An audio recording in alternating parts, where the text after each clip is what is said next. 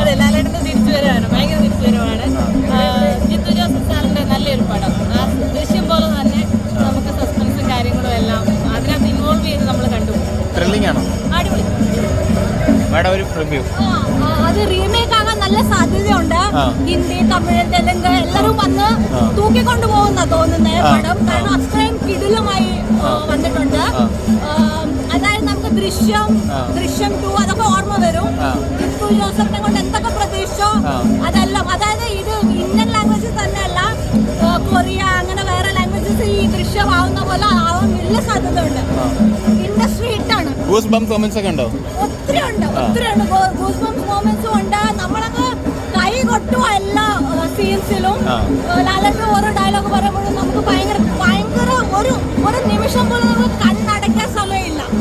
ആരും കാപ്പി കുടിക്കാനോ ചായ കുടിക്കാനോ അങ്ങനെ ഒന്നുമില്ല. ഒരു പാട്ടില്ല, ഒന്നുമില്ല. നിങ്ങൾ തുടക്കം മുതൽ എൻഡ് വരെ ഇങ്ങനെ നോക്കി നിൽക്കും. എല്ലാ ആക്ടേഴ്സും വന്ന് റീമേക്ക് ചെയ്യും 100%. സിനിമയിൽ ലാലേട്ടനെ കാണിക്കണ ആദ്യത്തെ ഷോട്ട്, വെരി ഫസ്റ്റ് ലാലേട്ടൻ്റെ കാണിക്കണ വിജയ് മേനോൻ എന്നുള്ളൊരു ഷോട്ട്. അതിൽ ലാലേട്ടനല്ല, അത് വിജയ് മേനോനാണ്. അവിടെ നിന്ന് തുടങ്ങി പടം മഞ്ഞ്. പക്ഷേ ഈ സിനിമയിൽ ഞെട്ടിച്ച റോള് അനശ്വര. ഈ സിനിമ കാണുമ്പോൾ നമ്മൾ പ്രതീക്ഷിക്കും മുമ്പ് ഈ ഒരു റോള് അനശ്വര എങ്ങനെ ചെയ്യും, അനശ്വരയിലായിരിക്കണം കാര്യം പടത്തിൻ്റെ A to Z. അവളെങ്ങനെ ഈ ക്യാരക്ടർ മുന്നോട്ട് കൊണ്ടുപോകുന്ന വെച്ചാലാണ് ഈ പടത്തിൻ്റെ വെർഡിക്റ്റ് നമുക്ക് കിട്ടുള്ളൂ. പക്ഷേ എടുക്ക അവാർഡ് കൊടുക്കാൻ അനശ്വരക്ക് അതേ പറയാനുള്ളൂ. കാരണം ഓരോ ഷോട്ടുണ്ട്, ഒരു 3 വെട്ടിക്കൽ സീനറിനുണ്ട് അനശ്വര കാണിക്കുന്നത്. അതായത് ജിത്തു പറഞ്ഞ പോലെ 4 ആംഗിളിൽ നിന്ന് 4 ക്യാമറ എടുത്തിട്ട് ഒരു ക്വാർട്ടർ മൊത്തം ഇങ്ങനെ ചെയ്തേക്കുക. അതിൽ ഓരോരുത്തരുടെ ഇമോഷൻസ് എങ്ങനെ ക്യാപ്ചർ ചെയ്യണം അത് പക്ക. അതിൽ അനശ്വരയുടെ ഒരു സീനുണ്ട്, അത് നിങ്ങൾ കാണുക മനസ്സിലാവും. ഒരു 3 വെട്ടിക്കൽ സീനുണ്ട്. അതൊക്കെ വെറുതെ പക്ക ബ്ലൈൻഡ് ആയിട്ടുള്ള ആൾ സൗണ്ട് കേട്ടിട്ട് എങ്ങനെ എടുക്കുന്നു അനശ്വര.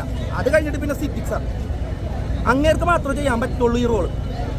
Very perfect. കാര്യം ലാലേട്ടനെ കൂടി നിൽക്കുമ്പോൾ എങ്ങനെ ലാലേട്ടനോട് ഇത്തിരി ഒച്ചത്തിൽ സംസാരിച്ചിട്ട് ലാലേട്ടൻ്റെ താഴ്ത്തണം, അത് സിദ്ദിഖിനെ പറ്റുള്ളൂ.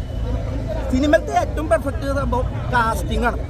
അതേപോലെ ജഡ്ജിയായിട്ട് അഭിനയിച്ചാൽ പേര് എനിക്കറിയില്ല, അയാളെ ലെഫ്റ്റ് ഹാൻഡിൽ എഴുതുന്നത് തന്നെ എന്താ ഒരു ഓതന്റിക് കോട്ട എന്നൊക്കെ പറഞ്ഞില്ലേ, പെർഫെക്റ്റ് ആണ് പടം. പറഞ്ഞാൽ 2 മണിക്കൂർ നമ്മൾ കോർട്ട് റൂമിൽ ഇരുന്ന് എൻഗേജിങ് ആയ ഒരു കേസ് കണ്ട് മനസ്സ് നിറഞ്ഞ് വിജയിച്ച് ഇറങ്ങി വരുന്ന ഒരു ഫീലാണ്. ലാലേട്ടന്റെ വൻ തിരിച്ചുവരവാണ്. ഒരു കംപ്ലീറ്റ് ജിത്തു ജോസഫ് ഫിലിമാണ്.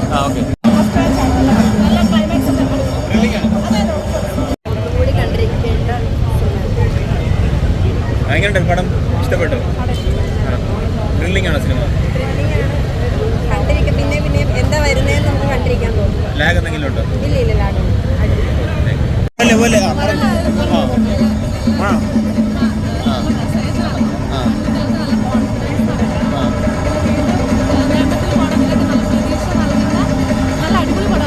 ദൃശ്യമായിട്ട് കമ്പയർ ചെയ്യുമ്പോൾ കിട്ടുവാണോ? അങ്ങനെ കമ്പാരിസൺ അല്ല, ഇത് വേറെ തന്നെ ഒരു നല്ല പടമായിരുന്നു. നല്ല മെസ്സേജ്, സൂപ്പർ പടമായിരുന്നു. ലാലേട്ടൻ്റെ പെർഫോമൻസ് എങ്ങനെ ഉണ്ടായിരുന്നു? ലാലേട്ടൻ അടിപൊളിയായിരുന്നു. അനശ്വര എങ്ങനെ ഉണ്ടായിരുന്നു? മോഹൻലാലിന്റെ അഭിനയ ശരിക്കും പൂർണ്ണമായിട്ടും വളരെ അടക്കത്തോടെയും അതിഭാവത്തിലാക്കിയ സിനിമ തന്നെയാണ്. അതുപോലെ തന്നെ വളരെ അതിന് സ്ക്രീൻ പ്ലേ വളരെ എന്താ പറയുക അൺപ്രഡിക്റ്റഡ് ആണ് പൂർണ്ണമായിട്ടും. നമുക്ക് വളരെയധികം ഒരു സസ്പെൻസ് നൽകുകയും അതുപോലെ തന്നെ വളരെ ഒരു ആഴത്തിലൂന്നിയ ഒരു മേക്കിംഗ് ആണ് ശരിക്കും പടത്തിലുണ്ടായത്. വളരെ ഇമോഷണൽ ആയിട്ടുള്ള ഒരു സിനിമ തന്നെയാണ്.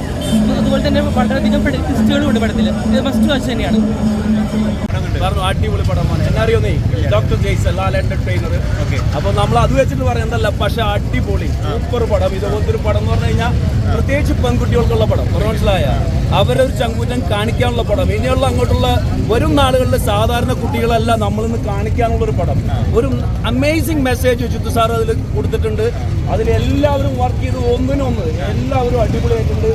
എല്ലാവരും ഫാമിലി ആയിട്ട് പോയി കാണേണ്ട പടം എന്നാണ് ഞാൻ പറയുന്നത്. കാരണം ഞാൻ വളരെ വല്ലപ്പോഴൊക്കെ കാണുന്ന പടങ്ങൾ ആൾക്കാരാണ്. പക്ഷേ ഇത് ദൃശ്യത്തിനേലും അതിന് ഒന്നുകൊന്ന് നിൽക്കുന്ന ഒരു പടം. അടിപൊളി, സൂപ്പർ, അടിപൊളി അടിപൊളി. എന്ത് ഓയോ സിദ്ദിഖ് സാറൊക്കെ, ഞാൻ സിദ്ദിഖ് സാറിൻ്റെ ഒരു റിയാക്ഷൻ ഷോട്ട് അവിടെ കണ്ടതാണ്. അപ്പോൾ തന്നെ ഞാൻ അറിയാം, സിദ്ദിഖ് സാറിനോട് പറഞ്ഞു, സാറേ ഇതൊക്കെ എന്ന് പറഞ്ഞാൽ സാറിന് ഇത്രയും ബഹുമാനിക്കും, അടിപൊളി ആ റിയാക്ഷൻ ഷോട്ടൊക്കെ അതൊക്കെ കാണണം. ആളെ വെച്ചിട്ടുള്ള നിങ്ങൾ സിനിമ കാണും, അപ്പോഴാണ് നിങ്ങൾക്ക് അതിൻ്റെ കാര്യങ്ങൾ മനസ്സിലാവുള്ളൂ. കാണുക, എല്ലാവരും കാഴ്ച കൊടുക്കുക. ഡോക്ടർ ജെയ്സൺസ് ഇൻസ്റ്റാഗ്രാം ഫോളോ ചെയ്യും. പ്രേക്ഷകരുടെ സിനിമ കാണുമ്പോൾ എന്താ തോന്നിയത്?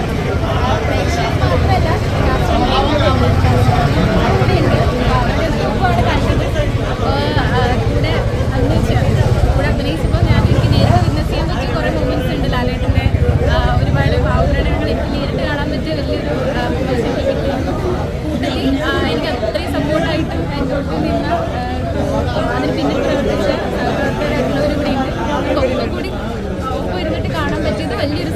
അപ്പോൾ അതിൻ്റെ ഒരു എക്സൈറ്റ്മെൻറ്റിലാണ് ഇപ്പോൾ ഇവിടെ നിൽക്കുന്നത്. ഈ സിനിമയിലെ ഒരു പ്രത്യേകത 4 ക്യാമറ അറ്റ് ടൈം വെച്ച് ഷൂട്ട് ചെയ്തിരിക്കുകയാണല്ലോ സാർ. അപ്പോൾ എഡിറ്റ് പാറ്റേണിലും ഇതുവരെ കാണാത്ത കോട്ടൺ ഡ്രാമകളുടെ ഒരു പാറ്റേൺ പിടിക്കാൻ നോക്കിയിട്ടുണ്ട് എഡിറ്റിങ്ങിൽ ഏറെക്കുറെയൊക്കെ. എന്തൊക്കെയാണ് പുതിയത് ട്രൈ ചെയ്യാൻ നോക്കിയത് എഡിറ്റർ എന്നുള്ള രീതിയിൽ? ഇത് ട്രൈ ചെയ്യുന്നുള്ളതല്ല, ഒരേ സമയം എല്ലാ ഇമോഷൻസും ക്യാപ്ചർ ചെയ്യുക എന്നുള്ളതായിരുന്നു. പിന്നെ ഫുട്ടേജ് ഇത്ര കൂടുതലായിരുന്നു. എത്ര മണിക്കൂറിനായിരുന്നു റോ ഫുട്ടേജ് ഏകദേശം? അങ്ങനെയൊന്നും നോക്കിയിട്ടില്ല. 4 camera as an editor technician എന്നുള്ള രീതിയിൽ എനിക്ക് നല്ല പണിയുണ്ടായിരുന്നു. പക്ഷെ അത് ഞാൻ നന്നായി ചെയ്തു എന്നാണ് എൻ്റെ വിശ്വാസം. പിന്നെ അത് ഓഡിയൻസിനോട് കണ്ടപ്പോൾ അതിൻ്റെ സന്തോഷം. ഈ ലാലേട്ടൻ്റെ ലൈവ് റിയാക്ഷൻസ് ഏറ്റവും ആദ്യം ഒരു മോണിറ്ററിൽ കാണുന്ന ഒരാൾ, അതായത് ഡയറക്ടർ അല്ലാതെ കാണുന്ന ഒരാളെന്നുള്ള രീതിയിൽ അത് എത്രമാത്രം എക്സൈറ്റിംഗ് ആയിരുന്നു? ഏറ്റവും നാച്ചുറലായി അദ്ദേഹത്തെ നമുക്ക് തിരിച്ചു കിട്ടുന്നു. അത് കണ്ട ഫീലിംഗ് എങ്ങനെയുണ്ട്? ഇല്ല, ഞാൻ ഷൂട്ടിങ്ങിന് ലൊക്കേഷനിൽ തന്നെ കൂടെ ഉണ്ടായിരുന്നു. അതുകൊണ്ട് അതെല്ലാം ലൈവായിട്ട് തന്നെ കാണാൻ പറ്റിയിട്ടുണ്ട്. ഇതിനിപ്പോൾ നമ്മുടെ സിനിമയിലേക്ക് വരാത്ത എന്തെങ്കിലും ഡിജിറ്റൽ സീൻസ് എന്തെങ്കിലും റിലീസ് ചെയ്യാൻ പ്ലാൻ ഉണ്ടാവുമോ? അതെല്ലാം സ്ക്രിപ്റ്റിൽ തന്നെ എല്ലാം ഭയങ്കരമായിട്ട് ഫിൽട്ടർ ചെയ്ത്, കാരണം സാർ ഇൻ്റർവ്യൂസ് തന്നെ പറഞ്ഞിട്ടുണ്ടാവല്ലോ, ഭയങ്കര കോർട്ട് ആയതുകൊണ്ട് അത്രയ്ക്ക് സൂക്ഷിച്ചാണ് എടുത്തിരിക്കുന്നത്. ഇതിലെ പോസ്റ്റ് ക്രെഡിറ്റിലെ 2 സീനുകൾ കാണുമ്പോൾ എല്ലാവരും കരഞ്ഞുകൊണ്ടാണ് തിയേറ്ററിൽ നിന്ന് ഇറങ്ങി വരുന്നത്. ആ സീനുകൾ എഡിറ്റ് ചെയ്യുന്നത് എങ്ങനെയുണ്ടായിരുന്നു? ഞാൻ എൻ്റെ ജീവിതത്തിൽ ആദ്യമായിട്ട് ഒരു സീൻ എഡിറ്റ് ചെയ്തപ്പോൾ എൻ്റെ കണ്ണു നല്ലൊരു സീൻ അതായിരുന്നു. സിനിമയുടെ വലിയ വിജയത്തിന് ഭാഗമായതിന് ആശംസ.